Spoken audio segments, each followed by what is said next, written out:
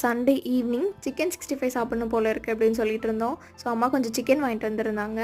பாதி ஹாஃப் வந்து அம்மாவே சிக்கன் கறி செஞ்சுட்டாங்க. தென் மீதி ஹாஃப் வந்து நீ 65 செஞ்சுக்கோ அப்படின்னு என்கிட்ட கொடுத்துட்டாங்க.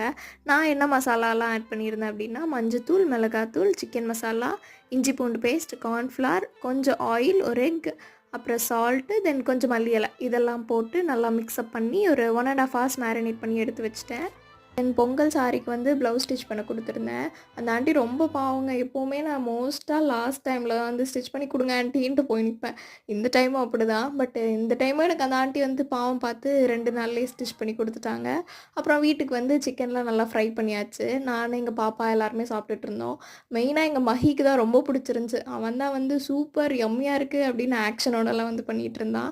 அப்புறம் எங்கள் இன்னொரு பாப்பாவுக்கு வந்து நைட்டு மெஹந்தியும் போட்டு முடிச்சாச்சு. ஆக்சுவலி இது பொங்கலுக்கு முன்னாடி நாள் நைட்டு தான். ஸோ கோலம்லாம் நைட்டே போட்டாச்சு. எல்லாருக்கும் ஹாப்பி பொங்கல். டாட்டா.